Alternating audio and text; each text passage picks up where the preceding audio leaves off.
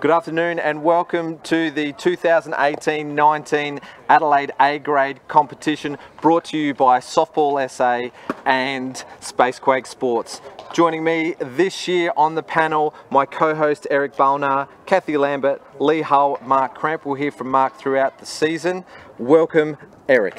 Thanks, James. Really excited to be back here. It goes quick. Those 6 months just sort of fly by, and we're right back in it. And you're going to be catching a great game today it was a grand final rematch between Walkerville and West Torrens. But first, we're going to go through a few exciting things we have on tap this season. We're going to look at each of the team previews, just really quickly run down what to expect this season. And you can actually catch all the coverage all year long on all our social channels. That's on Facebook, that's on YouTube, highlights on Instagram. Really exciting news that we have games on national TV this year, on NITV, on Sunday afternoons at noon. That's on Channel 34 on Free to Air and Channel 114 on Fox, as well as on Channel 44 on Friday nights after the SA Sports Show. So you're going to catch softball all throughout the summer. It's going to be a blast, but let's take a look at the competition that we're going to be seeing in this. Yeah, this season we've got 7 teams in the competition once again. Kathy, you're going to start us off with the team that finished in 7th place last year, Glenelg. Yeah, finished in 7th place last year, but let's not forget they were runners-up the year before. So they're looking to rebuild this year. They've got a lot of youngsters in the team who are going to give them the opportunity to make their mark due to the fact that some of their regulars, like Sophie Hoyle, Jess Nevis and Steph Trzynski, have transferred to other clubs. But they do have 2 imports coming, one arriving tomorrow morning, a pitcher from Czechoslovakia, and on the 16th of October we've got a pivot arriving from New Zealand as well. So Rick Mead is back on the coaching panel, sharing the duties with Tracy Opolsky. Montana Edwards is back this year. She had dealt with a little bit of illness last year, so she'll be welcomed into the team. And Regan Lambert played in the under-23s, had a good tournament in July when they went away. So she'll be looking to have a good season out at centre field. Kathy, you mentioned that they made the grand final just 2 seasons ago. How are they going to make the finals this year? Look, it's who knows. They're such a young team. They've got 2 new players coming in that nobody has seen. I think they're a team that can just surprise people when nobody's expecting them. I'm assuming everyone will think that they're, again, probably not going to be too competitive, but I would never count them out. And the player to watch that you would think, maybe if I don't know who Glenn Elgar, who's the one star that I got to watch? Well, I think in terms of, hopefully will be a star as the season goes on, but Alicia Mead I think has got a lot of potential, and now that there's an opening at third base, I think she's going to really show everyone what she's capable of. Big season ahead for Glenelg. Let's hope that they can get out the blocks quick. They don't play this Saturday. First game is on Wednesday. First game on Wednesday night, so we're looking forward to see how they go. I've got Seacombe Tigers, so I was a part of their club last year, but I've left it to Scott Radigan in his 3rd year at the reins at the Tigers. They have picked up a couple of players this year, young Jade Graham and Sasha Mutzi from the Glenelg Softball Club. Returning players, Amy Mal and Courtney Munro should bolster the lineup with some experience, but the big key is the return of injured Stars player Jenny Dunn, so we'll look forward to seeing her throughout the season. They've got a couple of big losses. You can't go past the strikeout specialist in Jade Peterson. She's going to be having most of this season off with pregnancy, and she's going to be a mother for the 2nd time. Hopefully we'll see a return to her in the 2nd half of the year.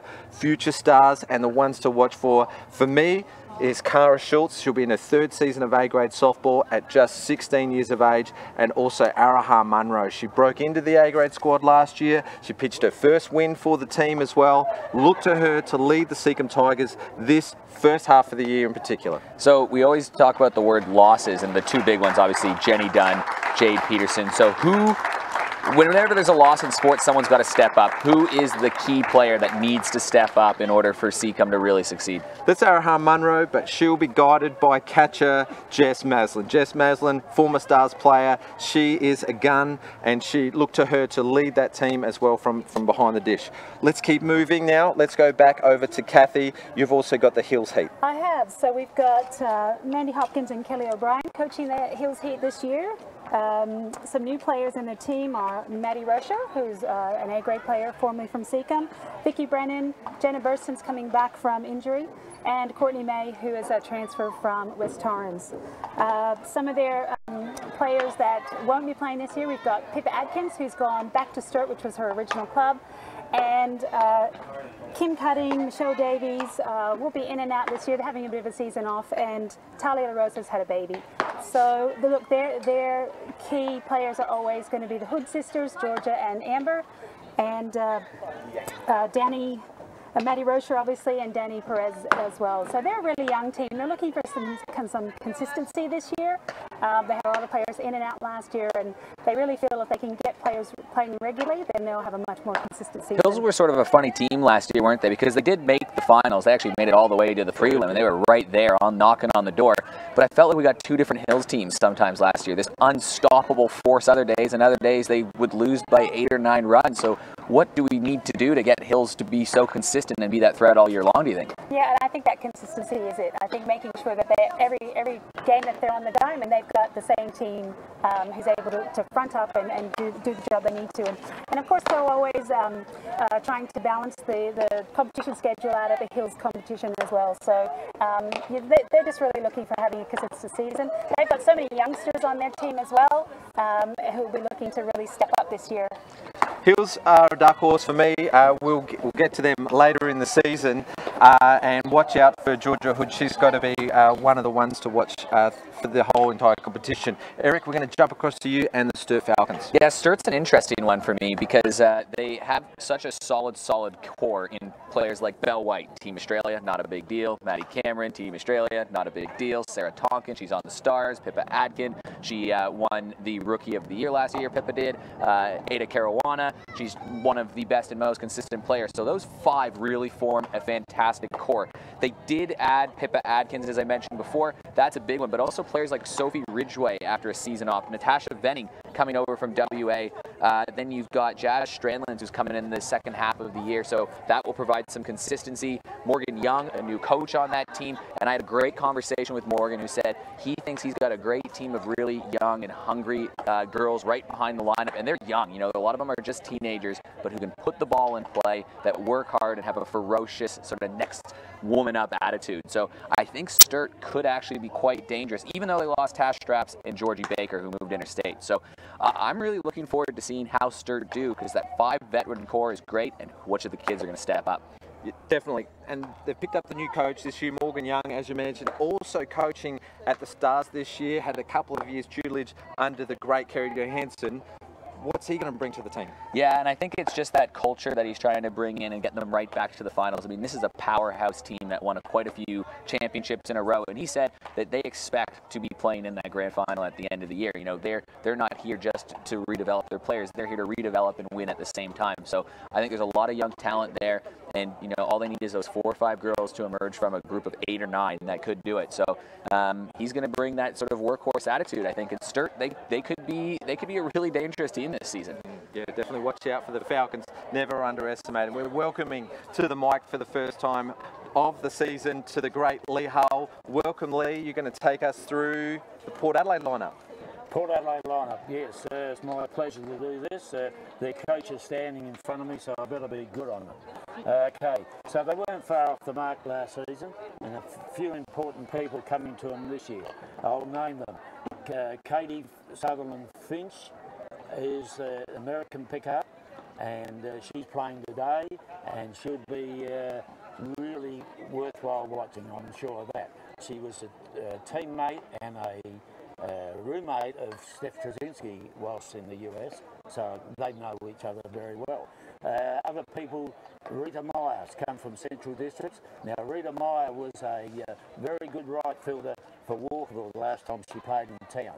She's come down from Centrals and will bolster the outfield for Port Adelaide. Former Stars representative? Yes, and if you think that West Torrens have got we all agree West Torrens has the best infield than what we've seen, I'm suggesting to you that my pick for the best outfield will be Port Adelaide, because joining Rita Meyer is Gemma Letton, the under-17 MVP from last season's Nationals, and Gemma can play. So they'll add pace, and they'll have arms, and they'll have judgment that it's probably been missing with Port Adelaide, with no disrespect of the team.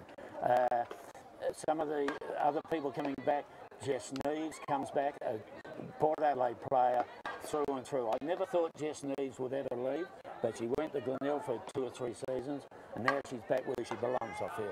Jesse will be big in the infield, probably play at second base for the Magpies. And so, summing it all up, I think we can see Magpies weren't far off last year from getting in the finals and playing in the last game of the year.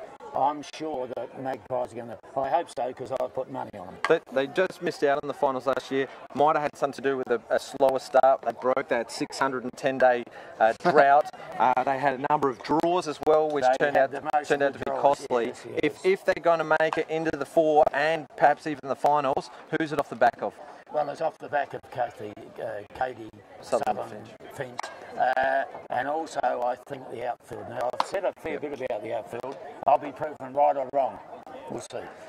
Definitely worth watching Port Adelaide throughout the season. Let's go over to last year's runners-up, West Torrens. Eric? Talk about a wagon. West Torrens, the Eagles, they're set to fly. So they lost Courtney May, but they did add, and their coach Dave Gooley last year, who was the coach of the year, I believe, last year as well, too. So 2 losses there, but they've added Andrew Scott, who is arguably the greatest South Australian baseball player they've ever produced. His daughter plays on the team, Maddie Scott. And how are these for additions? Sophie Hoyle, who just slots right in the middle of the most dangerous lineup in the competition. I think there was 6 or 7 players that had a batting average of 400 or more last year, and they're putting in one of the most dangerous batters in the competition there. And oh yeah, let's go add maybe the best South Australian pitcher, who also plays, not a big deal, on Team Australia, in Steph Trzynski. And then you add a savvy vet in Alice Prokopek, and that is a heck of a team right there. They're strong top to bottom. 1, 2, 3, 4, 5, 6, 7, 8, 9, and then you go down to 10 and 11. It's every woman on this team is dangerous. The infield anchored by Jordan Lambert, Team Australia player as well too.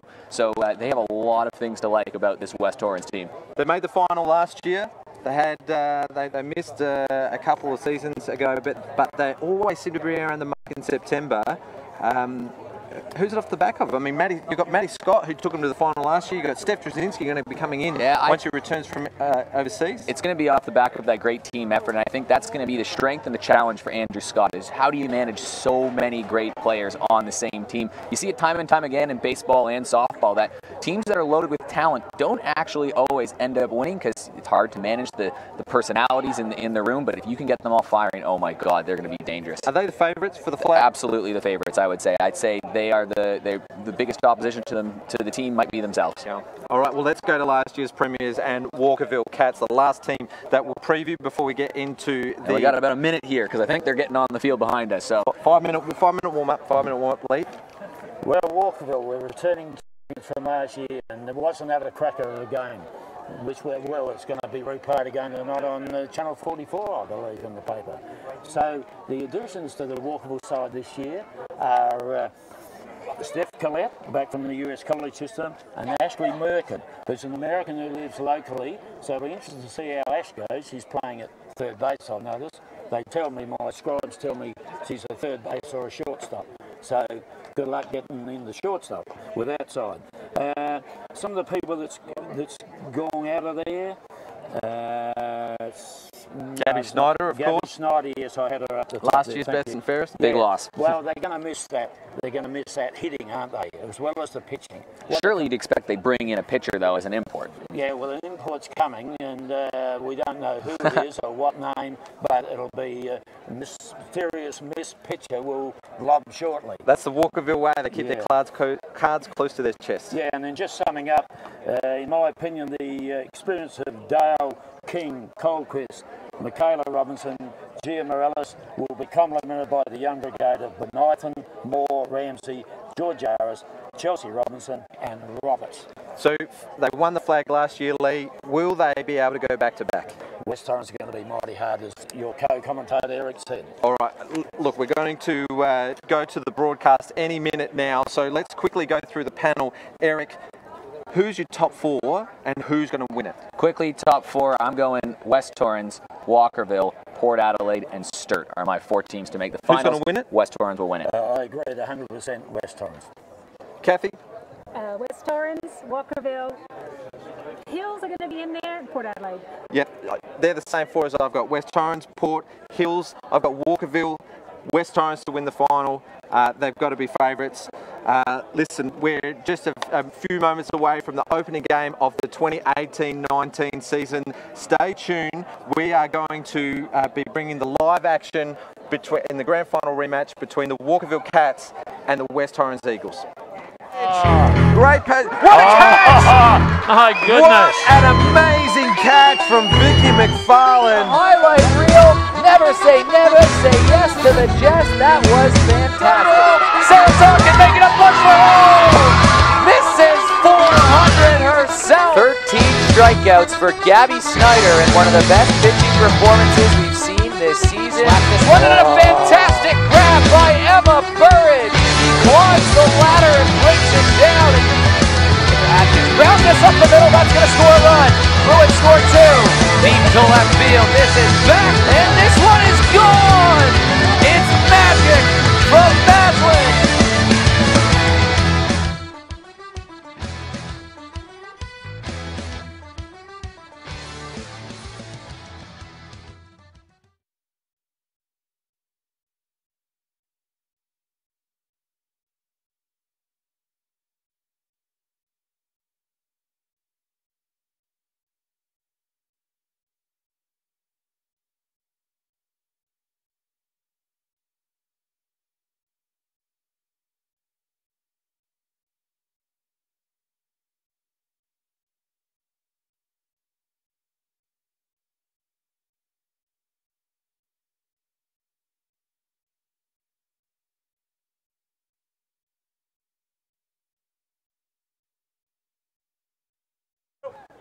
Well, welcome back inside. We're just about underway. Eric Ballnar here with Kathy Lambert and Lee Hull at the moment. James Harris not too far away. The West Torrens Eagles on the field, getting ready to pitch the grade 8. Maddie Scott on the mound here. She was one of the Rookie of the Year contenders earlier, or 2 years ago. Last year, she had the best record from all the local pitchers. She had a dominant season on the mound, and she's throwing to Faith Picard right behind the dish there. Faith missed the first half of the year due to injury, but this infield is mighty strong as well, and you're going to see West Torrens come up, but a rematch of one of the greatest games that you might ever see in this competition. What did you think of that one last year, Kathy?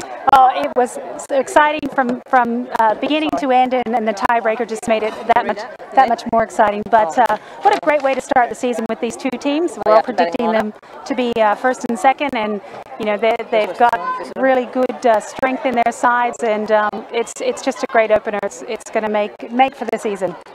It should be a fun one as Sophie King is about to step up to the plate. She was the best player. She was best on ground last year in the grand final. She was awesome. She had a great diving catch. She had a couple clutch hits. So we will see how she goes this year as Maddie Scott sets in for the first pitch of the game. And here it is. And it goes in there for a strike. So she is off and running.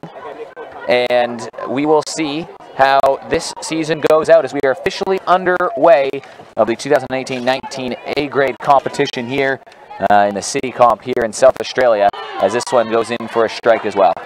Yeah, umpiring the game today, Michael Bendel, Kevin Tannenbring at first, and ISF Hall of Famer Mr. Neville Lawrence.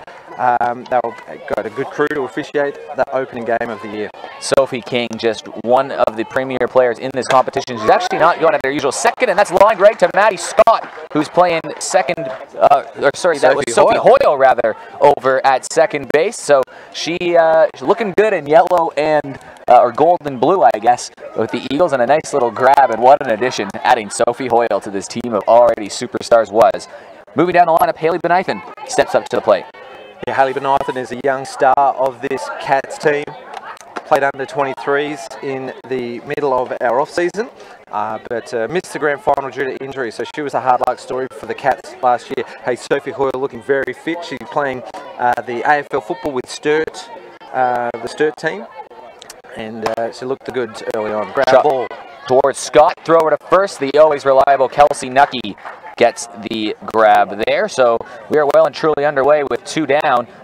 Here's the lineup though. Sophie King, Haley Benithan, over to Chelsea Robinson, another Team Australia player. Desi G. Morales batting fourth. Steph Collette, we'll talk about her when she comes up. A big back addition to the lineup. Karen Dale, I think we'll talk a lot about her when she comes up to bat, playing game number 800.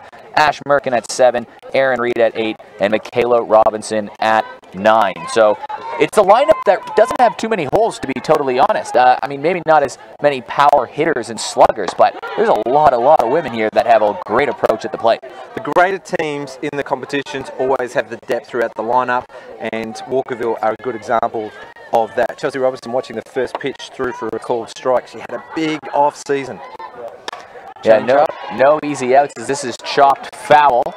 Foul on the changeup. Yeah, big off season. She played for the Aussie Spirit in the National Pro Fast Pitch in the United States, and then she was bullpen catcher for the Aussie Spirit at the recent World Championships in Japan. So spent a lot of time abroad in the off season. Maddie Scott settling in, going against Robinson. It's a good battle. You always love to see the battle of the stars in this competition, and Maddie Scott, one of the rising ones, if she's not there already. I mean, she had pretty ridiculous numbers last season, Maddie Scott on the mound. An 11-2 record, not that bad at all. 66 hits scattered over the season, but she played in every single one of the games. And an 11-2 record sort of speaks for itself. Yeah, absolutely great performance last year. I think she pitched all but one inning. Was that right? All but one inning? And a 1.12 ERA. And that is the astounding part, which is just slightly higher than Gabby Snyder, who won the best and fairest. And Maddie actually is a pretty good fielder, and she's a good hitter. So when Steph gets here, you actually might see her slot somewhere in the infield. Might move a couple people around to get someone in the out. It's going to be interesting to see how they balance this. It's going to be a tough infield to break into. I mean, Emma Burridge, let's not forget about her. She's a great player today. Playing B grade today. I think she was one of the ones you spoke about earlier with over 400 on base average. Full count here now on Robinson. This is a great at bat though from Robinson, as this is chopped foul. Great at bat though. I mean, this is going to be pitch number 6 or 7 even here. Really battling away. So I guess that's what you should expect from someone like Chelsea Robinson at the dish. What a great eye as well. There was a couple that were really close. You saw catcher pick hard, just trying to frame those low and inside pitches for a strike on the knee. But good at bat so far from Robinson. Well, it brings back memories from last year. The championship game, one of the greatest games you have seen, is after a big battle. This is hit over to right field, and Jackie Beal moves in and gets a nice little grab. So it was a nice battle between Robinson and Beal, or Robinson and Scott rather, and that is a nice catch over to right field. So that turns over the side, a 1-2-3 inning for Maddie Scott. Great start for the West Torrens Eagles. That would have been exactly what they were hoping for. 3 up and 3 down for this great lineup in the Walkerville Cats, the reigning premiers. Now we're going to be bringing you statewide super special comments throughout the year, and we've got Kathy Lambert and Lee Hull joining us. We'll get to Mark Cramp throughout the year as well, another welcome addition to this team. We're just a couple of little technical difficulties right now, so we'll get to the statewide super special comments sometime soon. Walkerville are just going out into the field of play right now. So we'll bring you the lineups, but we'll just take a short break, and we'll be right back with the action on Space Quake Sports.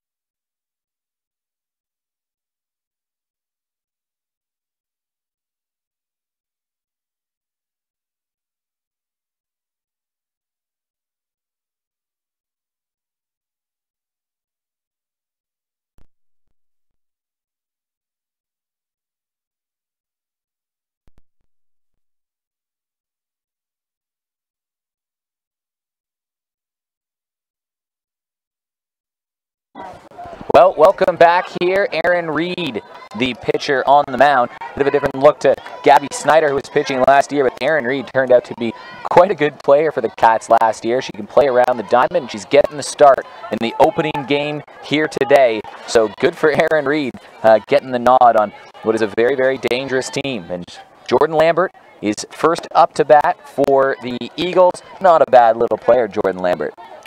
Yeah, huge. Another huge off-season. She was part of the Aussie Spirit that went away to the NPF. and she got great opportunities playing for the Aussie Spirit, and rewarded. She's going to the Japan Cup at the end of this month. It'll be, I mean, we've talked a lot about here already, West Torrens, just the amount of talent they have. You have people like Prokopek, Burridge, and Allen who aren't in the lineup, who would probably be starters on any other team, and all of the women on the diamond right now are capable starters. But the depth is going to be important, because we'd be silly to think, as there's a bunt here, picked up by Reed, throw to first, and she's safe. So Jordan Lambert does what Jordan Lambert does, and coming straight from the Kathy Lambert School of Sprinting, straight down the first base line on a first base save. Yeah, no doubt about it that she's a specialist of those running bunts. Her speed is an asset, and you wouldn't find too many faster in this competition, if not the country. Wow, running bunt, you've got to be ready for that on Jordan Lambert. And she's safely aboard for the first hit of the season. But as we were saying, when people like Jordan are gone, or we'd be crazy to think there wouldn't be an injury, I mean, those players are going to have to step up and play. So you'd rather have the depth. And there goes Jordan Lambert sliding into second. The throw is just can't quite be handled there by Steph Collett. So Jordan Lambert already in scoring position, and we're about 3 pitches into the West Torrens Eagle attack. If the player had gone one more pitch without a stealing, I would have said mouth-watering matchup right there. Chelsea Robinson, the arm of the Aussie Spirit catcher, one of the catchers versus an Aussie Spirit infielder. So a big battle. Yeah, Lambert wins that one. And Steph Collett's pretty good herself, too. That's a big addition in the infield. As we take a look at the infield, we've got Ash Merkin over at third, Steph Collett at short, Desi G. Morales at second, and Karen Dale, the 800-game vet, at first, with Chelsea Robinson as the catcher. That's pretty dangerous itself on the infield. And Steph Collett, what does she bring when now that she's back in the lineup? Yeah, she's a great junior state player. She did debut for the Stars a couple of years ago before she went away to college. 2 years in the college system, having a gap year, probably looking to go back next year, who knows, but a huge in for the Walkerville Cats allows Desi G. Morales to go to the second, a spot that she'd probably prefer. Faith Picard.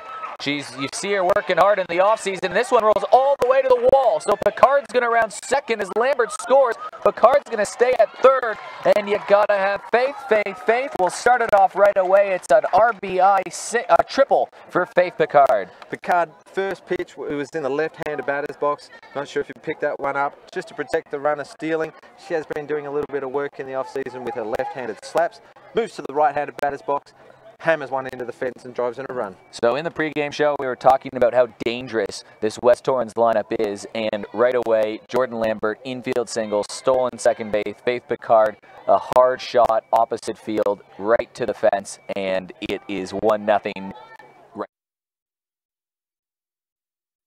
Easier for the Cats here with Stars player Lana Kayser up to bat. I mean, this is just relentless, because we're going Lana Kaysler, Sophie Hoyle, and Kelsey Nucky.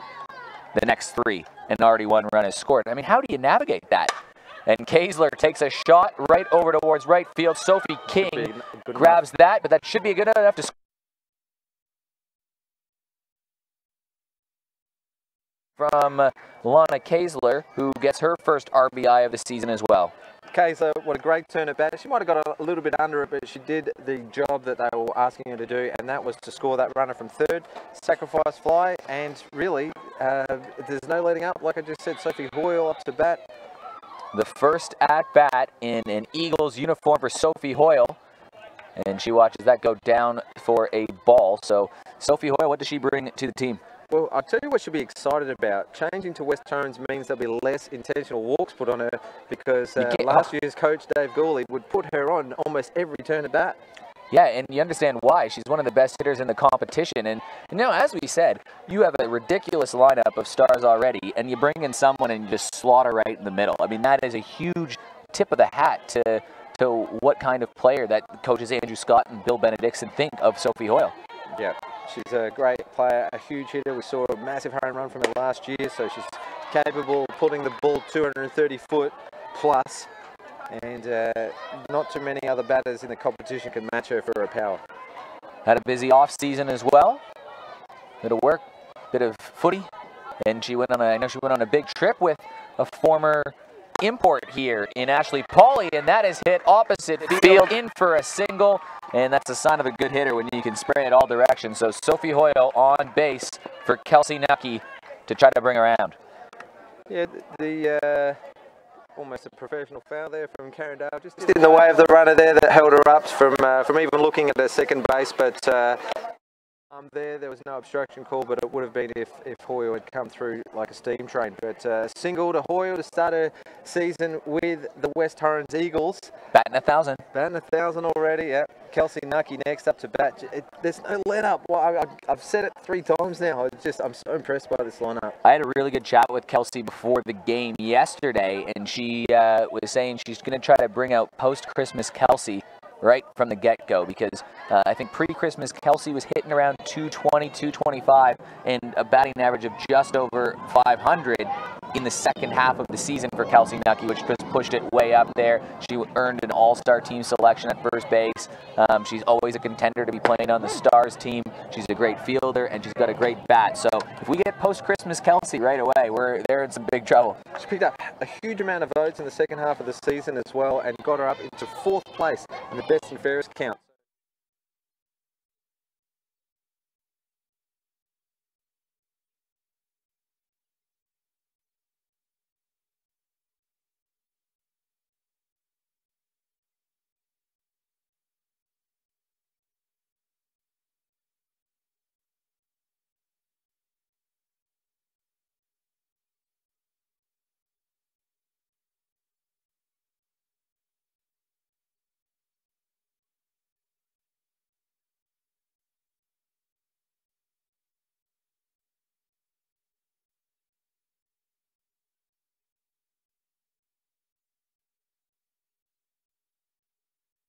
Will step in. It'll be interesting to see how her role is used this season. Obviously, her numbers speak for herself as a pitcher. Steph Trzynski's numbers also speak for itself as a pitcher. You imagine they'd use a bit of a split. I think Steph can play in the outfield as well, and Maddie can play in the infield, so I imagine there'd be some moving pieces on this Eagles team. Yeah, well, it was a bit of a surprise for us at the time that Steph Trzynski played a couple of games in the infield for Glenelg last year when she returned from college. So she's a capable infielder as well. And you know what, it's a good problem to have. You'd rather have the problem of having 2 unbelievable pitchers on your team than no unbelievable pitchers on your team. So, hey, if you're sitting there with these 2 tools in your pocket, you're going to use them. Yeah, for sure. And the combination will help them in the postseason as well. Don't think there's any doubt that they'll make the postseason with the depth and the talent they've got in this team, but they'll have a fresh pitching rotation. And there should be either pitcher could take the mound for any game. Has it happened much in this competition before where you might use Maddie Scott to go through the lineup the first maybe 1 or 2 times and then throw it over to someone like Steph Trzynski? 2 different pitchers, it throws them off balance as Scott slaps this over towards right field foul. Is that possible? Would that be a consideration ever? Definitely. I remember the Glenelg Rebels premiership year from about 4 or 5 years ago, 5 or 6 years ago now. They had Vanessa Stokes, the righty, Holly Denny from Canada, the lefty. So they threw that lineup around and they won the premiership that year. And I kind of like that because it just keeps batters off balance. And, you know, they play against each other all the time here. Surely you start to get the book, quote unquote, on Maddie Scott. Not that she's easy to figure out. She had a 1.12 ERA. But same with Steph Trzynski. You know, you can mix it up. And one could be hot, one could be cold. It's a great problem to have. And both of them can hit. So that helps too. And you can see how they can hit because Maddie Scott rifles this over to left field. That's going to advance a runner. And that's going to move Hoyle over towards second. And Maddie Scott with a double to start her campaign. The Eagles lineup is doing exactly what we thought they might do, and that's come out on fire. They're hitting. There's a couple of extra base hits in there, a running bunt, a sacrifice, 2 runners in scoring position for Alicia Marching. Alicia Marching settles in, the center fielder. She's made a couple highlight reel grabs in her time. And number one from 2 years ago. Yeah, she's a talented player and a solid bat to have closer towards the end of the lineup here. I'm sure she'll be hoping to keep improving her batting a little bit as well too, but great player to have on this team, and we'll see how she goes this season. This is a must out for the Cats right here. You don't want to load the bases up for Brody Borovnik. She's got a bit of power. She can hit the ball to the fence. Yeah, it's a chance to bust it open, and there's the power. Unfortunately, it's a line right to Sophie King, and it's a very, very crucial out because they only allowed 2 in that inning. When a base hit to a gap there, it could have been 4-0, and we would have been in some trouble if you're the Cats. Yeah, the Cats won't be too worried. Their first game of the season last year, they took a bit of a hiding to the Hills Heat, so they do need a little bit of time to get into the game if history is showing us. But West Torrens just straight out of the gate, 2 early runs, 3 or 4 hits in that innings. It's going to be a big year for the Eagles. Yeah, you'd expect nothing less than last year. The Eagles didn't lose many games, but they had a random draw to Port Adelaide when Port Adelaide hadn't won a game in 610 days, and they were up 5-0 going into the last inning, and out of nowhere the game was tied up like that. They also lost to Glenelg, who struggled to win a game last year, and one of their wins was against West Torrens. I think they lost to Seacombe as well too, who didn't make the finals. I think and they lost to Walkerville at one time. But the losses and draws came from teams outside the top 4, which is a weird way to look at their season. Yeah, the consistency was the problem the year before as well. I don't think they won 2 games in a row, and that's what cost them a final spot. But last year, they didn't lose a game in the minor round in the second half of the season. Yeah, they didn't lose in 2018 until they met Walkerville in the finals and lost in the qualifying final. So the consistency is what they built up last year, and that was a key to them going strong into the second half of the last season. Finishing minor premier as well over a much fancied Walkerville, who were running with a wet sail as soon as Gabby Snyder came, and no one could keep up with them except West Torrens. So is Maddie Scott throwing a little bit harder? You just saw that go in for a strike, but it looks like there's a bit more zip on her fast pitch there than it was last year, at least. Another year older, another year in the Aussie program as well, the Junior Aussie program. I think they're looking at her as more of an infielder than a pitcher, but there's no doubt she would have been working on it in the off-season. This young kid's only going to keep developing over the next couple of years, like all good pitchers do. Improvement year after improvement year after improvement year until they start to plateau. And that could be in the mid to late 20s, and that's when they become the smarter player and the more dangerous player, being able to hit spots and being able to rely on a wily sort of a sense of the game that can only come with experience. And she's off to Odessa, Texas to go to school come in, well, I guess next year. At this time she'll be over there, not necessarily with West Torrens, so handy to have another pitcher on this side. But she said she wants to leave with a premiership, and why wouldn't she? As this is Desi G. Morales, grounds this over towards short. Jordan Lambert, throw over to first. It's textbook in this infield. Are you ever worried about those balls that go anywhere, really? Well, the odd bounce will catch you, particularly if the field is a little drier. So as the season rolls on, the heat might get to the field, but it's playing pretty well at the moment. So Jordan Lambert shouldn't have had any trouble with that one. Maybe a little bobble on that last bounce just before she grabbed it, but no problem as she fired it across for the out. Inside edge, and a ball is called. So Steph Collett making her return to the Adelaide Club competition and the Walkerville Cats after a couple of seasons with the Morgan State University. That ball goes foul and evens up the count. So Maddie Scott versus Steph Collett. Steph Collett played in the South Australian under-23 team that was sent away to Redlands, Queensland in July. All things technical always take a little bit of warming up, so Space Break Sports bringing us fantastic coverage of the Adelaide Cup competition. Swing and a miss. That one on the outside edge, so maybe to fix this, I've just got to shut it down and we'll be right back. Just apologise for technical difficulties. So speaking of technical matters with Spaceway Sports, we are going to go to a short break so we can fix up everything we can to bring you terrific coverage. So stay tuned. We'll be right back on Spaceway Sports.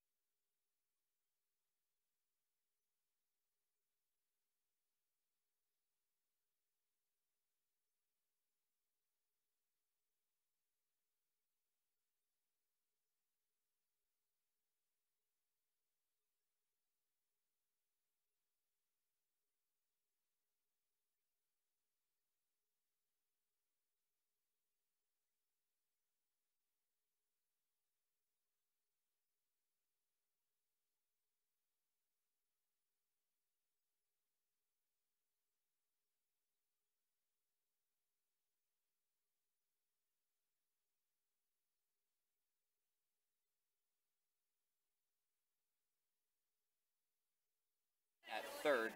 She can also swing it pretty hard, so we'll see what Jordan Lambert can do.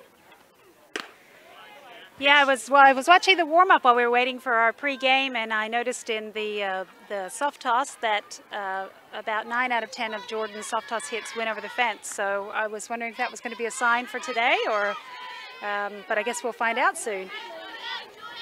Well, she tried to swing for the fences there, and she sort of a look of frustration in her eyes as she turned around. Just missed a pitch I think she wanted pretty good there. It happens, though, in softball, there's always a next one. And the next one's coming right here. That's right. That's what keeps them coming back every year. And won't swing at that one because that was dropped well below in front of the plate. And the other thing about West Torrens, coming from my speed coaching background, is they do have some quick girls on this team. So that gives them a lot of opportunity to play a short game, to play a long game, to steal some bases. So it's going to be a really exciting team to watch this year. So again, here is the pitch coming up here. 2 balls, 1 strike. Aaron Reed trying to get through Jordan Lambert and get to the crucial out number 2. Chelsea Robinson sets up. It's a 2-0 game, and Jordan Lambert going to work herself a walk. So she's been up to bat twice. She's 1 for 1 with a walk and an infield single. So Faith Picard, who already has an RBI triple in this game, can add a little bit more to her game. So in this inning, Brody Borovnik reached with a single, sacrifice bunt from Jackie Beal, and a walk from Lambert. If you're just joining us, it's 2-0 right off the hop. Lambert had a single, Picard had a triple, and then Hoyle singled in Faith Picard to make it 2-0, and then Alicia Marching hit a ball hard, but right over to Sophie King in right field to leave 2 runners stranded, and that's where we are right now. It is a 2-0 ball game, West Torrens and Walkerville, and Faith Picard has a chance to drive in some more runs, and she hits this hard. This is going over towards right field. Her 3rd catch of the day for Sophie King. Tagging over there was Brody Borovnik. And we have runners on the corner with 2 out. And dangerous batter Lana Kaiser coming up, but she's got some power behind her. So be good to see what's going to happen here. Will they allow Lambert to steal to second, or will she be after the first one? I'm not sure. They have to be very careful not to walk Lana Kaiser and leave it loaded for Sophie Hoyle. This one drops down low, and Jordan Lambert takes off, and that was sort of expected, I think. It's her 2nd stolen base of the season, and we're not even 2 innings through the books. So on that pace, what's 7 times 22, and she misses a couple games. 100. She's on pace for over 100 stolen bases on the season, Jordan Lambert. I'm sure she loves targets, and I'm sure knowing that could be her target, she'll do everything she can to achieve it. Yeah, 100 would be quite an amazing feat. I wouldn't put money on that one. Well, new Stars coach Morgan Young has implemented. Oh, and this is crushed. This is going back. This is going to go all the way to the wall. So it scores 1 run. It scores 2 runs. And Lana Kaiser is going to step in with a triple. She's safe. She almost overran the bag, but it's a 4-0 game. And Lana Kaiser has busted this one open. That was what we always expect from Lana, and let's hope that this is her season. We're going to see it a lot more often, too. Well, not just this season. She's had a few pretty dominant seasons before. She's one of best and fairest in the country, or in the state, sorry, and she's been on the Stars. So already Lana Kaiser, she's got 3 RBIs in this game so far. She's got a sacrifice fly, and she just had a 2 RBI triple. So Lana Kaiser on pace for what? 70 RBIs this season? Let's keep them coming. 100 steals, 70 RBIs. This team can achieve it. Talk about a powerhouse as Sophie Hoyle steps in to the plate. And that one just drops in there for a ball. You see the big statewide super banner right behind there. Proud supporters of softball in this state. And let's see here as Sophie Hoyle settles in and swings this hard, and this one's going to lace out towards center field. That scores another run, and Sophie Hoyle is 2 for 2 with 2 singles and an RBI to make this one a 5-0 game, and we're not even through 2. So it is 5-0. We're 30 minutes in. West Torrens are wheeling right now. Yeah. Great hit by Sophie as well. You know, we often expect her to come in and all thinking always about the big hit, but what a great, just safe single hit, and it's great team batting. Did her job, brought in the runner. So a 5-0 game.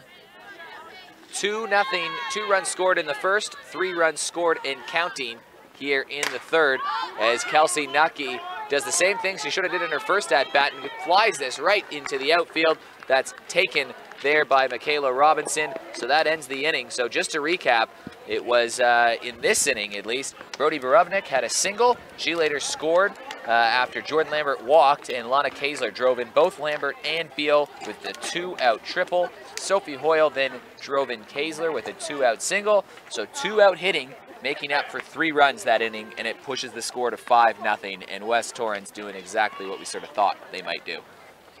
Yeah, just crushing the ball, and there's no mercy, there's no relenting from the Eagles, or no sign of it, at least anyway. It's not really scoring, having a score to settle. I mean, a grand final is totally different, but they're not going to hold back, because no doubt there'll be a little bit of pain from last season. What I find interesting, there's no movement in the bullpen for Walkerville at the moment, so it looks like it's going to be Erin Reid for the majority, if not all, of the game. And they have a few pictures, sorry, on the bench as well too. People like Sally Colquist are sort of first to come in, and so yeah, but we'll see. I mean, Erin Reid, she's not being too bad. It's just some timely 2-out hitting from West Torrens is just stretching it in. Sometimes about when you get the hits. Yeah, you can see that she's been mixing it up as well with some change-ups as well, just trying to break the hitters' rhythms, and you know, it's been working. I mean, a couple of pop-ups for Kelsey Nucky, and Lana Kaesler had one as well, so it was not bad pitching. So bottom of the zone for Erin Reid, up to bat for the Cats. Start of the third inning here. West Torrens up 5-0. 2 in the first, 3 in the second. Very clean work so far from Madison Scott on the mound. Just a single to Karen Dale in her 800th game. The only hit, the only time they've been on base in the first 2 innings so far. Yeah, that low ERA that she had last year as well. So don't expect too many more opportunities for the Cats in this game, not with this field that she's got behind her as well. And that might be where she draws her strength from as well, is the confidence that she's got in the players behind her. Erin Reid made to chase that one, so it's a 1-2 count. Maddie and Faith Picard working together here with Carly Allen not in the lineup, and this is chopped foul, so just staying alive, Erin Reid. Erin had a great year last year. You know, it was probably her standout season that she's ever had. I can imagine, and it's not unlike Megan Williams from the Port Adelaide club as well. Just a new opportunity, and got to stand up, because before she was just the backup pitcher, the B-grade pitcher. She got an opportunity to be in the outfield and in the hitting lineup, and she took her opportunity. Well, Maddie was looking for a strike there to get her second one of the game, but it was called ball, so it's a full count for Erin Reid. You're not known as a strikeout pitcher, Maddie Scott. Yeah, only 66 strikeouts. Sorry, that will bring it to a full count. Sorry. But, yeah, only 66 strikeouts last year and basically 100 innings pitched. So, yeah, about she 3 gets a game. Yeah, nothing too crazy, but she's effective. A lot of ground balls, and there's one right there over to Sophie Hoyle, over to Kelsey Nucky, and that is the first out of the inning. New ground for Sophie Hoyle playing at second base. We know her as a left side player, shortstop, or a third base player. So she is going to be learning today a little bit, and it's going to be essential for her to keep her spot in the lineup, to be able to be adaptable and play other positions with the Australian shortstop and the Stars third base player So you got the Stars third base player and a former best and fairest, a Team Australia shortstop, and you transfer over to that club and you're playing those positions. Is it the only team she could have transferred to that she would not crack the lineup in one of those two positions? Definitely, definitely. And these two have a partnership. And you're seeing Wyas, what a throw across the diamond, and it was a great diving effort there by Sophie Hoyle, who was trying to bring that in as Kelsey Nucky was going to cover. That was an amazing throw from Lana Kaesler and almost an amazing play from Sophie Hoyle, but she just fell off the bag of it, so Michaela Robinson is aboard. Yeah, great idea, the surprise bunt, the running bunt from Michaela Robinson, so second base runner for the Cats, and Sophie King, the dangerous King, up to bat. Strike one from Maddie Scott, though. Yeah, it was a surprise play, but it almost, like West Torrens almost played that perfectly. If Kaesler would have been in two minds to go for a catch or if or just to field the ground ball there, but throw was just offline, but good play by Sophie Hoyle to stop that, because that would have meant extra bases as well, with the right fielder being way out of position to stop that one from going into the fence, and an easy extra base for Robinson, so well done to Hoyle. Yeah, it was close. But close only counts in horseshoes and hand grenades, so they're aboard as this one drifts up high. So Walkerville working the counts a lot more. It's not swinging as early on this time through the lineup. So other teams definitely would have played into their favour, going deep into counts against Maddie Scott to see her a bit more often and hope that she's just out of the strike zone to get a lot of walks. And this is hit over towards right field. And that one drops in foul. Michaela Robinson still running around, but she'll have to go back. Sophie King, what a grand final she had last year. She was in all the action, made a few good plays. She got on a fair few times as well. So yeah, very key for the Cats in their premiership game. But probably could have gone to a handful of plays, even from both teams last year, seeing as it went into double extra innings and key moments, so it was Sophie King. That was a great game.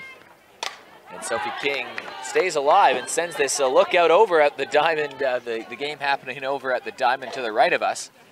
We're getting a souvenir over in the middle of that game. Returns the favor. There's enough baseballs that fly over on this field. Yep. So 2 out, we're at the top of the lineup for the Cats. And Coach Tomlinson will definitely be looking to the top of the order to be leaders for this team and get them back into this game in the top of the third. Walkerville were just, oh, this is hit over towards left field. But yeah, they were always the bridesmaid and never the bride for a few years in a row there. They were always right around the mark, minor premiers, getting, dominating the regular season and just falling flat in the finals until last year when everything just sort of fell into place for them. And they finally broke through, and they were deserving champs. Yeah, definitely. And off the back of a great performance from Gabby Schneider, who was a runaway winner in the best and fairest last year. But, man, she could pitch and she could hit, and that's going to be the biggest hole to fill for the Cats this year. So a well-rounded team trying to claw their way back in this game. Kaesler, nice job of bringing that one in and throwing across the diamond. Makes it look easy on a play that was anything but. And that is the second out of the inning and brings up Haley Benithan. Yeah, advancing the runner as well, but you couldn't get past the brick wall at third base that is Lana Kaesler. She starts very low to the ground and it's hard to get the ball past her. And she come up for her second play of the game. Haley Benithan up to bat. You really like Haley Benithan. Yeah, this kid has got heart and she's got guts, and I just love the way she goes about her game. She's fast as well, and another product of the Kathy Lambert School of Sprinting. Will be in the SA under-19 team this year as well, and you can't get that sort of experience unless you're putting in every effort that you can. Made a switch of clubs a couple seasons ago at the start of last year from Sturt over to Walkerville, and it was a great decision for Haley. got a bit more play time, especially as Chelsea Robinson was off on Team Australia duty at times. I think she had an injury at one point too, and Haley can play around the diamond, and she's the backup catcher as well too, so great player to have on the backup catcher. She can play second base, she can play in the outfield as well, so a great utility to have on board. And a good eye as well. Well, they're really making Maddie work this inning, aren't they? Yeah, taking her deep in the count. She's thrown more pitches in this inning than probably the first two put together. And it's only the fourth batter.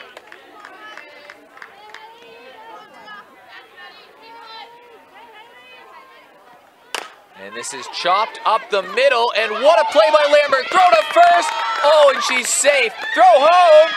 Got her. So that ends the inning.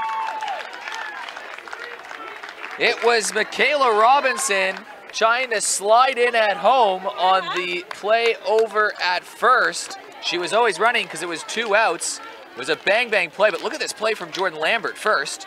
From behind second base, she fires it across to Nucky. Not in time, so that'll go down as an infield single to Haley Benithan. Michaela Robinson didn't break stride as she turns third, and she slides into home to avoid the tag, but Faith Picard comes up with a great play. That was poetry in motion. I love that sort of play in a game of softball. Well, first off, a great play from Jordan Lambert, and it was just more a victim of time rather than the effort that she made on that throw. And then how about the awareness from Kelsey Nucky, though, to zip it instantly as soon as it was waved safe, right to home. She would have had her back to the play as the throw sort of took her off the base a little bit, and Robinson heading for home, but Nucky just absolutely straight on it. Great awareness, great heads-up play from Kelsey Nucky to throw Michaela Robinson out at home. A run-saving play, and now all of a sudden, West Torrens Eagles have just got a grip over this game that, you know, hard to see them dropping this game from here. So West Torrens 5, Walkerville nothing as we head towards the bottom of the 3. Maddie still Aaron Reed out at the mound, and Maddie Scott, who has a double to open up her campaign, will join here as we're now joined on the carousel of commentators for a statewide super special comments, a special commentator right now, in for a bit here, and Lee Hull. Lee, we're only at the bottom of the 3rd. We've played 45 minutes so far, but West Torrens you've got to be impressed by. Well, we are, and as we always are, and they've got the complete game, especially in this game so far. It's just everything like James mentioned, poetry in motion. They've got all bases covered, mainly with runners, and they've scored 5 runs already. So is this game going to go very long? If they have another innings here now, I'm suggesting not. And Maddie sort of nods her head as that goes by. Don't you like that? Batters nodding their head when the ball goes past instead of nodding their bat.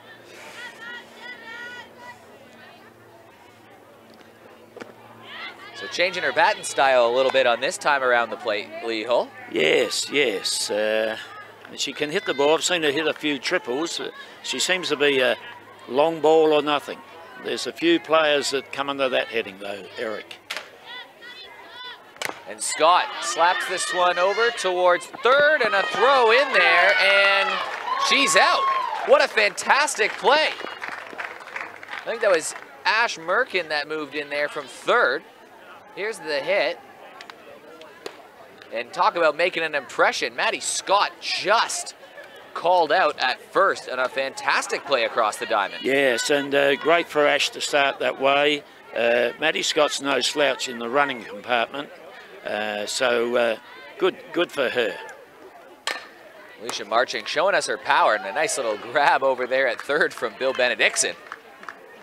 Yes, I'm sure he'll watch the replay. That might be the nomination right there for the Defensive Player of the Year here on Spacequake Sports. Well, at least this week.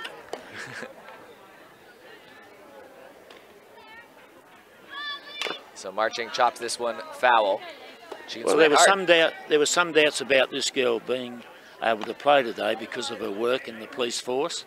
There was some doubt, and I think Alice Prokopek, the girl from Seacombe, would have been slotting in there in the outfield somewhere, I'd suggest, like in Alicia's place at centre field. but not to be. Alice will get her turn. And again, Marchink just floats this over towards short. Steph Collette flies under there. So this is much better here from the Walkerville Cats. 2 runs in the first, and it was because runners got on that first batter. That almost happened here, but a great defensive play sailed that. It feels a lot more settled with 2 outs, and hey, you never know. If they can get through this inning, and it's only 5-0, at least they didn't allow runs in 3 straight innings, but easier said than done. Brody Borovnik up to bat. And she it's good to see Brody get the opportunity. She's 1 for 1, Brody. Yes, as we said earlier, my pick for the breakout player of the year for the West Torrens Eagles. And Brody floats this one over towards second, and easily moved under there is Desi G. Morales. So, hey, Lee, it's a 1-2-3 inning for the Cats, and is this a bit of a changing of the tide? Well, I think they've just settled down, the Cats, now, and it appears like what happened at the start, my goodness, there were some long shots, wasn't there? There was Jordan starting off with that running bunt, and she's such a dangerous player, Jordan Lambert, because if she's not running the ball, she's picking the base on balls, and then she's doubly dangerous on base. Just runs like the wind. Must come from good genes, that girl, I'd suggest. Well, if there would be a time for Walkerville to have that 1-2-3 inning, it would be now, knowing that it's Chelsea Robinson, Desi G. Morales, and Steph Collette due up for Walkerville. So if they are going to work their way back in this game, it will be there. And Karen Dale standing on base after that. It's like you say, Eric, it's in the best part of their innings here, batting-wise. Desi G. Morales, dangerous hitter for a long time. She's a very consistent player, Desi. And then Steph Collette. 5-zip. Right now, West Torrens trying to exact a little bit of revenge from a heartbreaking loss last year, an extra innings classic, one that will be talked about for ages. Well, I think most people were saying it's the best grand final we'd seen for a long time. I think that's fair comment too. It's a shame it ended the way it did, but that's what happens in softball. Yeah, there are lots of little moments that could have tilted the scale either way in that game. A lot of people on base for both sides. What an atmosphere that was, but we'll start the 4th inning here with Robinson lining this to right field. Goes off of Jackie Beal's chest, and hey, Chelsea Robinson, a first pitch swing, so she gets attacking right away, and there's a runner aboard for Desi G. Morales. Good thing about Jackie Beal then, I think she's a dead set right fielder in this West Torrens side, not a left fielder or a centre fielder. But she just kept the ball in front of her, just knocked the ball to the ground. That's all you have to do. Wasted no time, so let's see what Desi can do. And she swings first pitch again, and that was crunched. So, you know, we saw early in the games, they were swinging early in counts, and then they went through a stretch there where they really added to the pitch count of Maddie Scott and chipped away, and now 2 first pitch swings. Yeah, so here's their chance. Desi gets on now. They scored 2 runs this inning, game on. Let's see what Desi can do.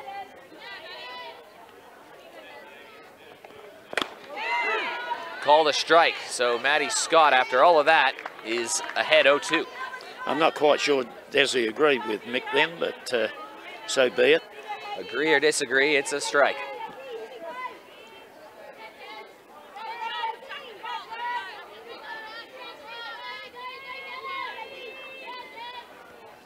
And Gia Morales hits this a mile up in the air. Lana Kaesler moves under that, so they get the first out of the inning. So an important at-bat coming up here for Steph Collette. Trying to keep the pressure on and really try to change the momentum. It feels like it's a boulder of West Torrens that you're trying to push down or up a hill. Yep. 5 big runs you're chasing, but need to get a couple of more base runners here. And they are 90-minute time games here. So we're about halfway through, and this is hit high in the sky, and this one just drifts foul into a flock of Seacombe Tigers over there. Yeah, it was a high pitch from the start, I think, and Steph bought into it. No harm done. Needs to be looking for the base hit here, Steffi.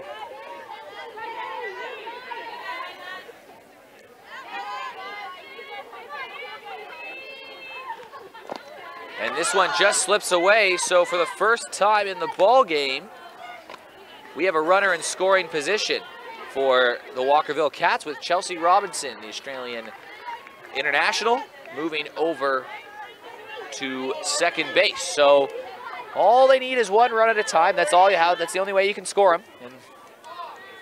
And Karen Dale's in the on-deck circle. Could be her day today.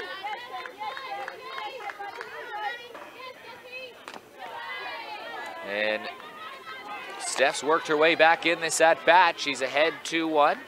She's got a runner on second, and her team's chasing 5 runs.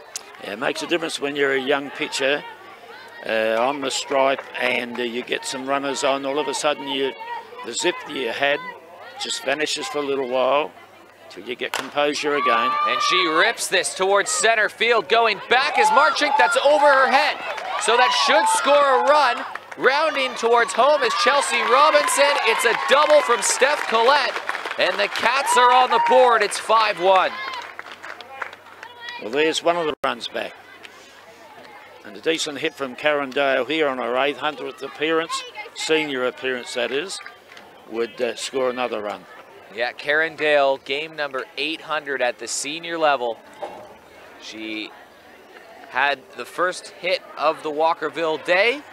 A single right towards that sign in left field. And here's another look at a big shot from Steph Collette. Welcome back to the competition after a year or 2 off over in the States playing for Morgan State. So West Torrens have had a word with Maddie Scott, just trying to slow it down a little bit. No walks for Maddie Scott yet so far. That was her Achilles heel last year. Yes, yes. Well, because of the field she has behind her, she doesn't need to strike a lot of people out. You know, the field will do the work for us. Has some excellent fielders there. Yeah, ground balls will do the trick. And this is hit hard over towards second. A fantastic play from Hoyle over to first. And that is the defense, Lee, you were just talking about. A fantastic play from Sophie Hoyle. On some other teams, that might have got through. And instead, it's 2 outs with a runner now on third. Well, she only adds to the puzzle, doesn't she, Sophie Hoyle? I mean, Emma Burridge, who normally plays at second base, is an excellent second base player, but Hoyle, we haven't seen her, like James mentioned in the pre-match. We haven't seen Sophie Hoyle play that side of the diamond. I haven't, anyway. Ash Merkin steps in. She made a really nice play that last defensive inning for Walkerville. Can she make a further mark on the game by driving in a run? If you can get it to 3, it's game on, I think. But 5-1, still a bit of a difficult mountain to climb. She swings right through that. Having a hit for herself then, I think, Ashley. Now a couple for the team.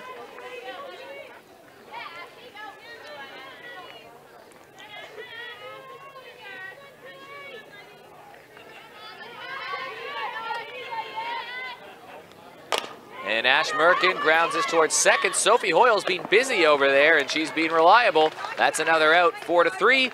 So the Walkerville Cats score 1, but we head to the bottom of the 4th, and it's a 5-1 game. They did get back on the board, but I'm sure they would have been hoping for more that inning. Yes, certainly. I thought 2 would be a pass mark, but 1 is getting there. So the time is going to start to become a factor with a little over half an hour to play in this game. We're not quite in the conversation for the mercy rule, but there are mercy rules in this competition. Would you like to take us through those, Lee? Yep. Let's think about it now. Is it 15 after 3, 10 after 4, and 7 after 5, isn't it? From memory? So we're not quite at that territory yet, but if West Torrens put up a couple runs this inning, then that conversation quickly changes. Yeah, 5. Yeah, I'm pretty certain it's 15, 10, 3 in respective innings. 7, I mean, correction. And if you have more runs than the other team at the end of 7, you win the game. Well, I'm not one for making predictions, but I'm going running bump here. Jackie Veal settles in. Sacrifice bunt earlier in the game.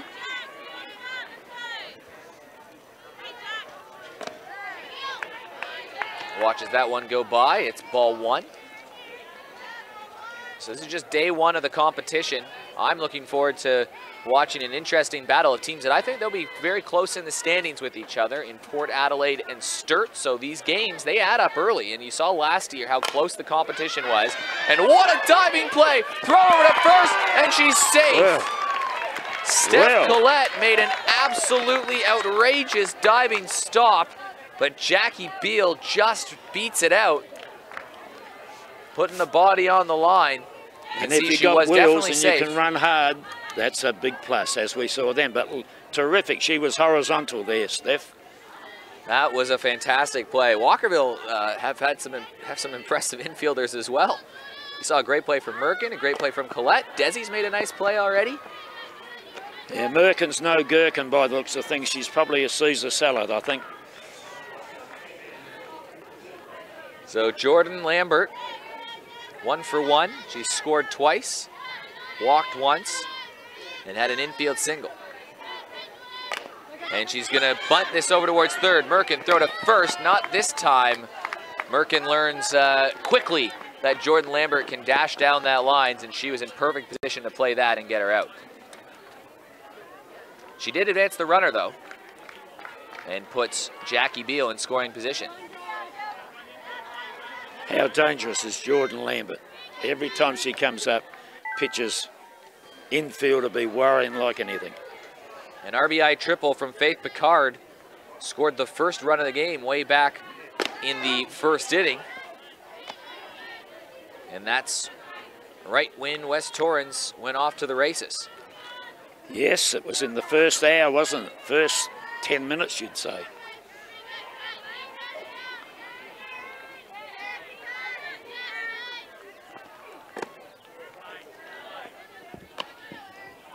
Drops in there for a ball. Faith Picard, part of a very good baseball and softball family in South Australia. Another player that can play a few positions around the diamond as well. But she's being called to catch today, Lee. Yes, well, she's very patient, this turn at bat here.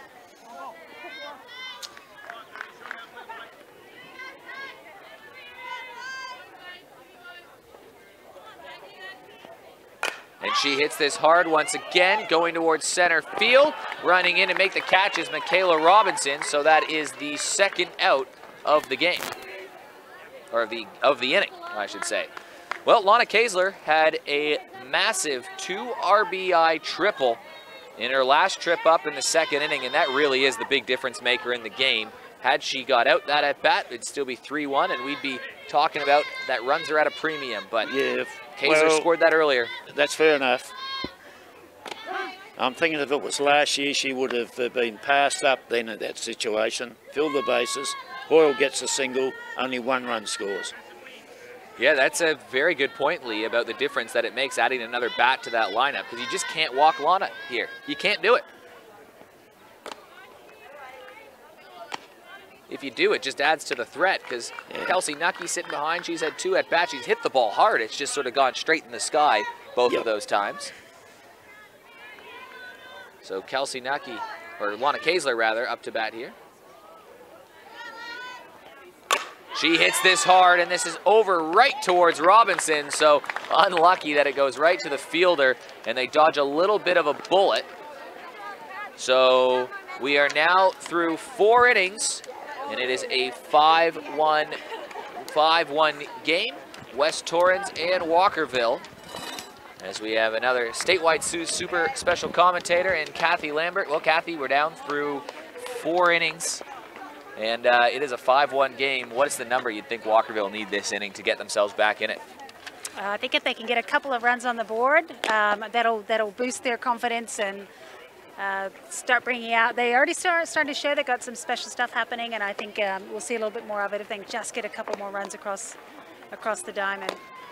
They just probably want to take away those early couple innings, because since then they've settled down into a nice little routine. They've played pretty well defensively. They've hit the ball all right. They're starting to press West Torrens a little bit, but that one big inning, or those 2 big innings at the beginning of the game, really costing them. That's right. It shows that it's important to come out and be ready to start the game from first pitch and not sort of work your way into a game. because sometimes it's just too hard and to peg back. And the 2-out RBI, 2 RBI triple from Lana Kaesler just has got them a little out of reach at the moment. They can claw back a little more here, but they're running out of a little bit of time. You'd think they've got the 5th and 6th inning for sure that would be played. Depends how many runs. If you're scoring runs, you're taking time to do it. That's the problem. So we'll see if they can get 7 in. Yeah. Well, they've got Sophie Hoyle coming up. They've got Kelsey Nucky coming up. Both good batters. Well, I guess we really know that right across that West Torrens lineup, there's good batters right down to the bottom. Yeah. When Brody Borovnik is your 9th batter, 8th batter, Jackie Beal, who's done really well, is your 9th batter. Yeah, it's great right throughout. Yeah, pitchers be warned. So Erin Reed, she grounded out towards Sophie Hoyle last time. Sophie Hoyle's been busy. She's made a fly, she's caught the ball on a fly out, and she's had 3 4-3 putouts today. So through 4 innings, pretty much every inning, she's been involved in some sort of defensive play. Yeah, she's settled in very nicely here. They're making her work. So Erin Reed has led off the last 2 innings for Walkerville.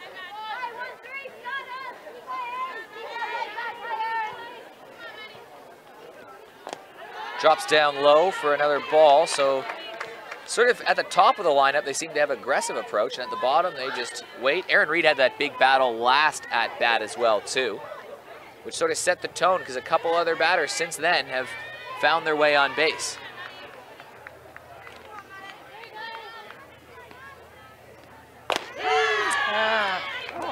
Strikeout number 2 from Maddie Scott. She's good for 3 or 4 a game.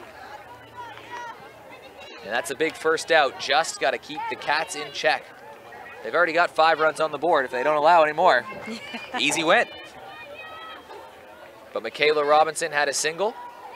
That infield, that sort of surprise bunt, was a nice little play from Lana Kaesler with Sophie Hoyle moving over to try to dive in and catch it. But she still found her way on base before she was thrown out at the plate. That was a magnificent play as well. Well done by the West Torrens team there. The ball handled by 3 different people and was very effective in getting Michaela out on the home plate. Yeah, it was another difference-making play. Maddie Scott, though, falls behind 2-0, yet to have a walk in this game, which is a big nod to the development of a pitcher for Maddie Scott. She can keep those down throughout the year. That's great. Yeah, great start for her. She had the most walks per batter amongst pitchers in the competition last year, but she had the lowest ERA of all Australian pitchers in the competition last year. So she can get people out. She sure can. And it makes it a lot easier. If she doesn't walk as much, that earned run average probably goes down a little bit too.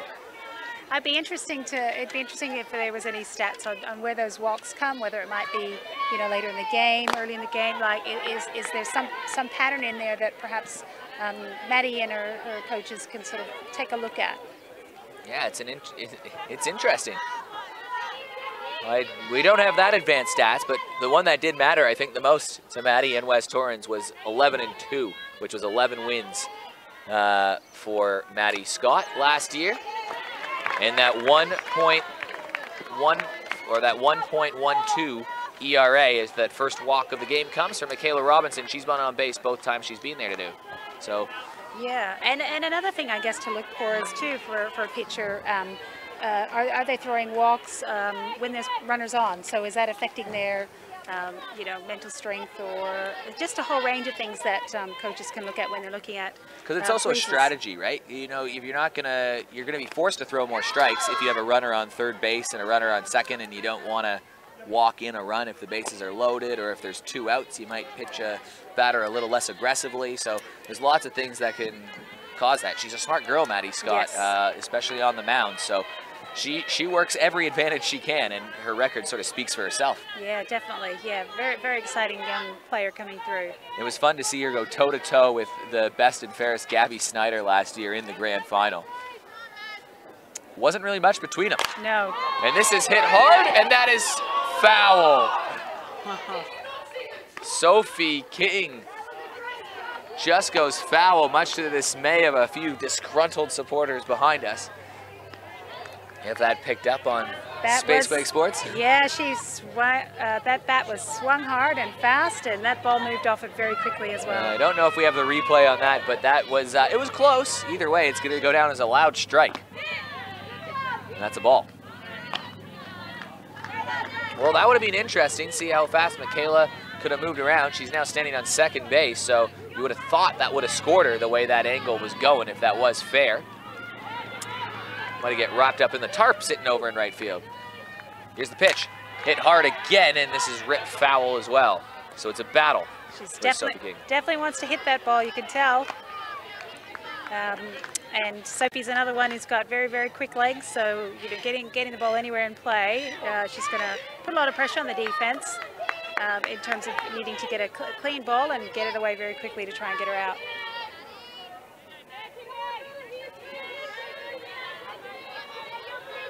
King leans in, and she hits this hard, but that's going straight towards center field. Sophie Hoyle calls off Alicia Marchink and takes it in herself. Not short of confidence, and she makes the play, so it's a second out, and that was an important out. 2 runners on base for someone like Haley Benithan and Chelsea Robinson. 1 swing of the bat, and this game could have been on. Instead, it's 2 outs. There's just a runner on second, so get Haley Benithan out and try to score a couple runs in the bottom of the 5th and just end it. Yeah, before you even have to get to Chelsea. Exactly. Exciting little young player here as well, Haley. You potentially could do anything. Hits the ball hard, smart player. Last year in the Australian schoolgirls competition, she made the All-Australian team. Great little catcher, outfielder, as you said, utility player, and very fast runner. And she just hit that pretty hard. In our speed program last year, the top sprinter out of the 20 or so girls that were involved in the program, top was Jordan Lambert, and second was Haley Benithan. Wow. And not far behind. That is some serious speed if she's up there with the likes of Jordan. Yeah, she's quick. She swings hard at that one again. She's making good contact. It's just not going where she needs them to go. But she stays alive. It's a 1-2 count. She's got a single in this game already, but on that single, which could have been an RBI, it was Michaela Robinson tagged out at the plate to keep the second run off the board, so it remains 5-1. That was in the last, or in the 3rd inning.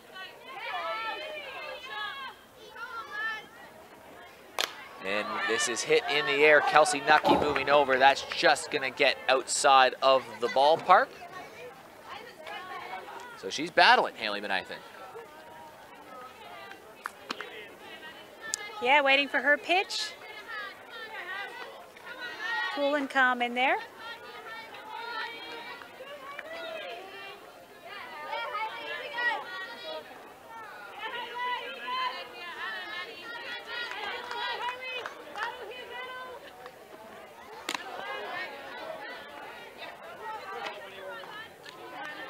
Maddie Scott floats that one outside. So West Torrens will bat next if this is an out, and you'd think there'd be enough time to get in the 6th, but it doesn't look like there'll be much time for a 7th with only 20 minutes to go. As the count goes full, so Walkerville need to make these opportunities with runners in scoring position count, because there's not a lot of opportunities left in the game. Yeah, it seems to, the energy out there seems to have dropped a little bit, Eric. So I think that's a really important point for West Torrens if they're looking to keep enthusiastic with all their run scoring. That yeah, they need to keep talking and the energy high through the game as well. Well, West Torrens just sort of shot ahead early and has gone on lockdown since then. And that's got to be frustrating if you're the Cats. Just hard to crawl back to anything. Well, they can't seem to get anything through the infield. We just noticed Sophie Hoyle's had 5 plays already. Benithan hits this hard over towards Sophie Hoyle. Let's make it 6. Welcome to the West Torrens Eagles, No Sophie. kidding. She's had a busy day, Sophie Hoyle, and Other than that walk, another fairly pretty cruisy inning for West Torrens. They've gone through only 3 or 4 batters pretty much every inning, and now 3 runs here will end the game, and Sophie Hoyle will lead it off. So, James, what have you liked about this West Torrens team so far? A few standouts. Sophie Hoyle defensively, awesome. She's also got an RBI. Lana Kaesler defensively, awesome. She's got a couple RBIs. Maddie Scott, I mean, I feel like sometimes she's overlooked for her impact here, but she's only allowed 1 run against a pretty damn good lineup. You've summed it up pretty well. I would have said Hoyle straight off the bat, 6 plays defensively, a couple of hits already, and she's going to lead off this inning. Maddie Scott was so impressive last season. You almost started to expect her to perform for this team, and I said it earlier before, she just has that confidence as a pitcher with the strength of the defense behind her. I'm not sure if you could have made last year's infield any stronger, but West Torrens seem to have already done that. So if Sophie Hoyle goes yard here, if she hits a home run and goes 3 for 3 with all the defensive plays she's made, and adds another hit here, I'll walk on the field right now and just give her the player of the game. Well, the statewide super player of the game, of course, will be interviewed after, and you've got a couple of questions lined up for them, I'm sure, but one of them will be that move from Glenelg to West Torrens. Seems like a good one. Well, she got to earn it first, the statewide super player of the game, but a good opportunity to cement it, you could call it here.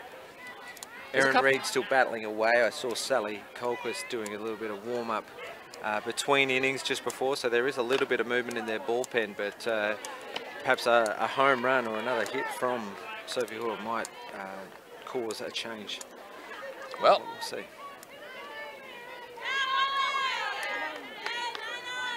Hoyle up to the plate.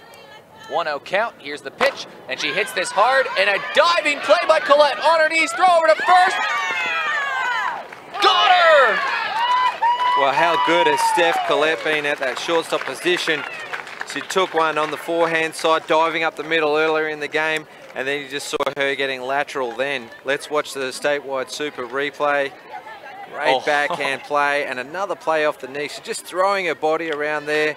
Karen Dale, great effort to stay on the base to get that out. Low pitch as well from Hoyle. She tries to beat that out, and it was close. Bang, bang play. What a play from Steph Collette. She's laid out a couple times to make these plays. If you get a shot of even just her pants, her jersey, you gotta get her to the laundromat ASAP, because she's got a couple stains in there, and that's a sign of a hard-working game for Steph Collette. Great start, and she got that double as well earlier last inning. So the Cats really pick up a great player in Steph Collette this year. Well, you know, James, we were wondering earlier in the second inning when it was 2 outs, it was 5-0, we weren't through 2, and West Torrens were going. We were wondering if they'd look to the bullpen, but credit to Walkerville for sticking with Erin Reid, because she's had an excellent last few innings, and she's had some help from the defense, but she's been pretty good. Yeah, Walkerville settled, and West Torrens probably took their foot off as well.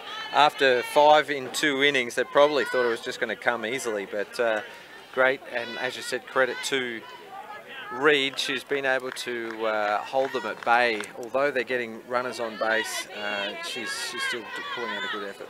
You know, Kathy made a really good point, saying that this just goes to show that you can't ease yourself into a game. You need to come out firing right away. But it also sort of shows that you can't sit back at all either. So West Torrens, while they have been on lockdown and prevented a lot of runs, if they give the Cats a sniff, you know, one swing in the back can change the game. Great shot from Nucky. Yeah, Nucky's been unlucky this game. Yeah, great catch from Robinson out at centre field. She's been a pretty good performer as well for the Cats.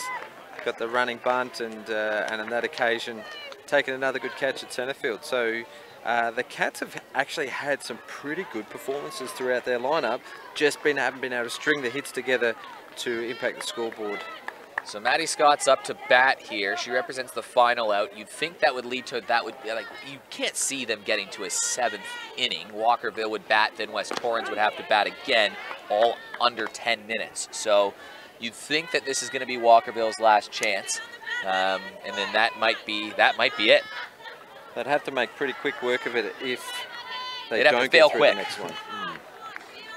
Maddie Scott in the left-handed batter's box. She's done a little bit of work in that left-hand side, but pops this one up to Desi Giamarellis for the 3rd out. Quick inning. And so another quick inning. Actually, I had a look over your shoulder at your scorecard, and Erin Reid has retired, what, 11 batters in a row now? Yeah. She had an infield single for Jackie Beal, if you can read my writing there. So yeah, she's gone 1, 2, 3, 4, 5, 6, and then 7, 8, 9, 10. 10 of the last 11. 10 of the last 11. That is very impressive. She's gone through 4 innings with allowing just 2 hits. One was an infield single, and one, I don't even know if it was ruled a hit. It was right through the glove of Karen Dale over at first. It could have been scored an error. Depends on how you look at it. So Erin Reid has been excellent. Yeah, she's stepped up actually, and like I said, she's really mixing it up as well. The change of pace. So the West Torrens Eagles may have been quite confident in the box, and now they're not seeing as many pitches as what they should throughout the at-bat, and so they're rushing on that first one that they think is close. They're trying to annihilate the pitch, and Walkerville getting a couple of cheap outs. So I am wondering now, if Walkerville score a few runs here, and they tie it up or take the lead and they do something great, you know, Erin Reid would be a candidate for that statewide super player of the game, because credit to her for keeping a very difficult lineup at bay and just giving her team, I mean, I don't want to say it's a chance because they're still 4 runs back. This is probably their final batting inning, but she's kept them in touch. She's kept them right in the game, and you're not a premiership team for no reason. And, you know, yes, Gabby Snyder played a very important part, but, you know, their lineup was very impressive throughout the entire year as well. Solid in the field, and they've got players to come back in as well. Don't forget Sophie Roberts. She's away with the Aussie Diamonds tour of Japan at the moment. How good was she in the grand final? Sophie Roberts was really good. Bianca Ramsey contributed with a couple of shots in the final last year as well. So there's a couple of great players to come back into this lineup. Well, you'll remember that Sophie Roberts was my statewide super player of the game. Hey, Chelsea Robinson has 2 singles now. That goes up the middle. But yeah, you're absolutely right. I forgot about Sophie Roberts. You know, Sophie King was selected as the best and fairest in that game, and it was a tough call. We didn't know who to pick, but yeah, Sophie Roberts was excellent. Yeah, could have gone to a number of plays. Bianca Ramsey's hits turns into runs. Sophie Roberts contributed very well, and particularly late in the game when it counted. So for a young player, she just stepped right up. So they will look forward to her return in a week or so. Good pitch from Maddie Scott. So a runner aboard, no outs. Desi Giamarellis and Steph Collette up to bat. This is what you want. Giamarellis started the season on fire last year. She had hits and walks, probably leading the competition in both categories after the first couple of games. So she hits us foul.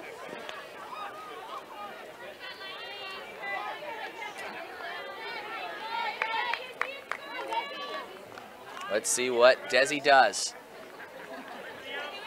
So pretty impressive lineup when you think about it. Robertson hitting 3 and Giamarellis at 4, with Collett coming in at 5, experience at Dale at 6. You know, they could just build on this lineup. Michaela Robinson is no slouch. She's one of the best 9-hitters in the competition. She's on base twice already in the game. Your second leadoff, though, Michaela Robinson, right? Yeah, of course. Now, do you just sort of rule out, it's obviously 0-2 and we're past this point, but you just rule out the sacrifice bunt when you're down 4 runs in the last, knowing that you need to just keep swinging to get around? 1 run doesn't win it. Your 4-hitter, you're down by 4 runs with 20 minutes to go, or 2 innings, 2 chances, 6 outs left. Yeah, I don't think you're risking another out.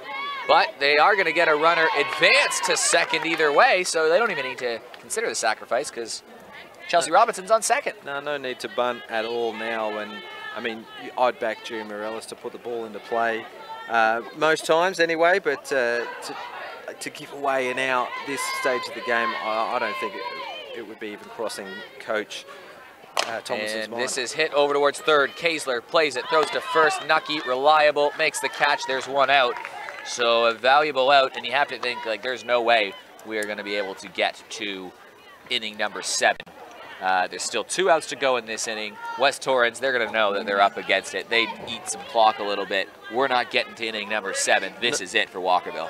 Not even sure why you're saying it, Eric. You never say never in a game of softball, because if they do get to less than 10 minutes, but they've started the inning, they've got to finish it. So you never know. We're only in the top of the 6th, James. as this is flown out over towards left, and a big out. So, yeah, so we're going to be under 10 minutes now. 90-minute game. 90-minute game, so there's 10 minutes left to go in the game. West Torrens still have to bat to finish off the 6th inning. Yeah, you're right. You're right on it there. So Walkerville are down to their last out. Would they just end it, though, or would they still send West Torrens out to bat? Probably just end it. We'll have to wait and see. Well, umpire's call. Umpire's call. We'll find out here. So Karen Dale, though, can extend the game. Ash Merkin has a couple good at-bats, so certainly not over. And Karen Dale rips this over towards left field. It is over the head. So in game number 800, Karen Dale has an RBI to keep this game going as Haley Benithan touches home. How good was that? Great shot, Karen Dale. She's cleared the outfield. Perhaps a little bit of a misread from left fielder Borovnik, but it sailed. It just kept going. That ball was traveling hard and fast. Oh, and show us your Dale, power. Watching the statewide super replay, scoring that run. So 5-2. It's not as bad as what it looked like it could have been at the start of the game. And it's Karen Dale with the second hit of the ball game, just out of reach of Borovnik. They're going to need a string of hits here as Karen Dale is over towards third. So Ash Merkin, Aaron Reed, and Michaela Robinson are all going to need a couple big hits here, or Ash Merkin hit and then a Aaron Reed home run or something like that. But to extend the game, they're going to have to get the hits. And Maddie Scott is going to have a quick chat here with Bill Benedictson. It eats a couple minutes as well too. Yeah, just making sure that there's not enough time to go to another inning. So this is a professional timeout here from Bill Benedictson, but also trying to settle this side as well, because another runner gets on base and then the tying runs up to the plate.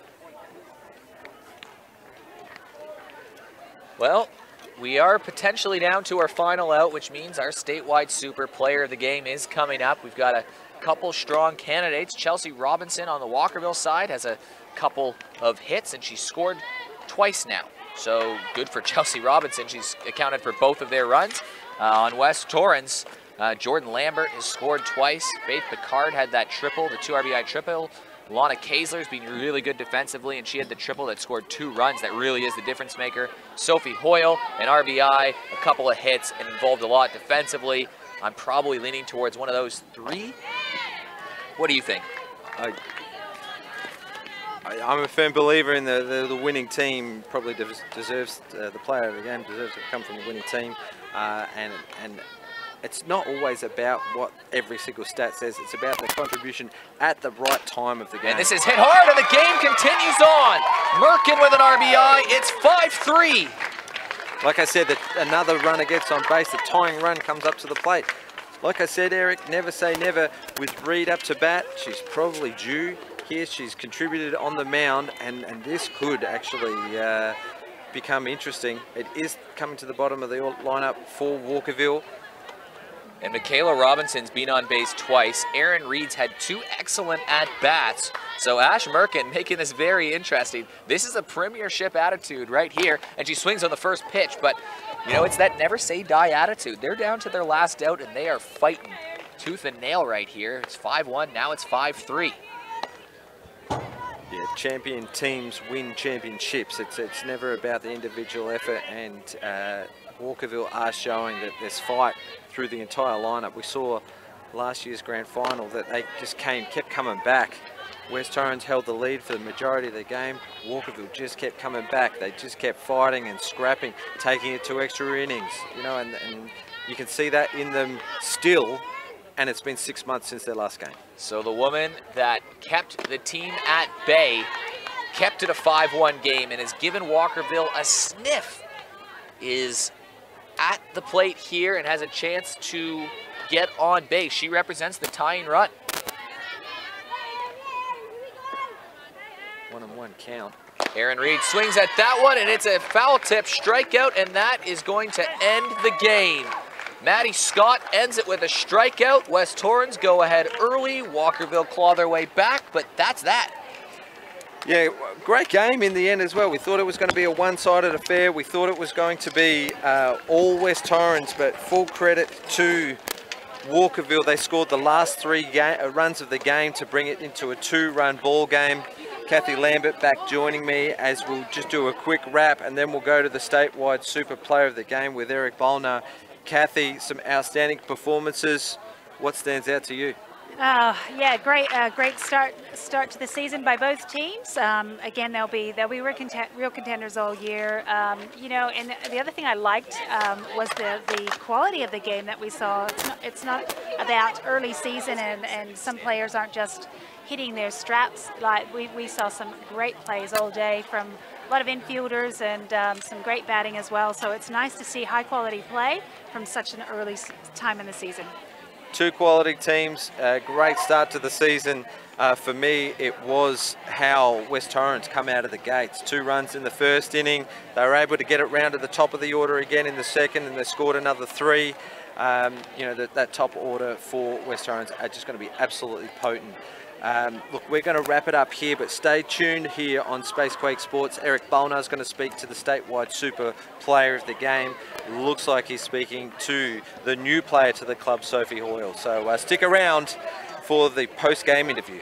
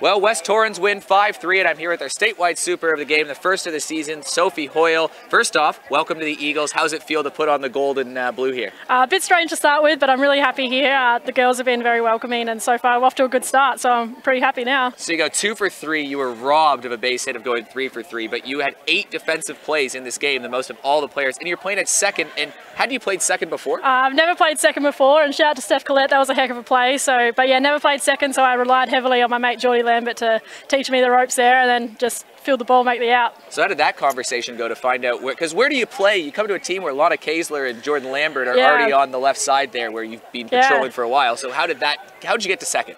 Well, they're the stars of the show, as everyone knows, so I sort of just put my hand up and said, put me wherever you need me, infield, outfield, I'll go wherever, I want to be a part of the team. So they're stars there, so I'm pretty happy to play my role over at 2B. And slotted right in the middle of the lineup, and you've got great hitters before and after you. What's that like, having that protection and someone right after you? It makes my job very easy, because I know that if I don't do my role as a clean-up, I've got someone right behind me who's going to do it, so it makes it very easy. And it's fun watching the 1, 2, 3 get the job done. So. And for you just won a premiership with Sturt, playing some footy. Salisbury. Salisbury, yeah. Salisbury. Shout out Salisbury. Shout out Salisbury. You just won a premiership there, and now you're right back into the softball season. Yep. How do you prepare for this season when one just ends so quickly? I don't know. I think we had a really good pre-season and just switched my mind as soon as that premiership finished. Switched my mind to softball, and here we are, game 1. So. And last question here: did I see somewhere on social media that you were out traveling a little bit with a former import that came over here, and Ashley Pauly that played in the competition? Yes. So we've stayed friends. She was out here 5 years ago. We stayed good mates, so we met up over Europe and caused some trouble out over there. So it was good fun. Love to hear that. Well, Sophie Hoyle, the statewide super player of the game. Congrats on the win, Thank Sophie. you. And we'll see you on Wednesday night for the next action here of the Softball SA competition. Shout out Mum and Dad watching back home.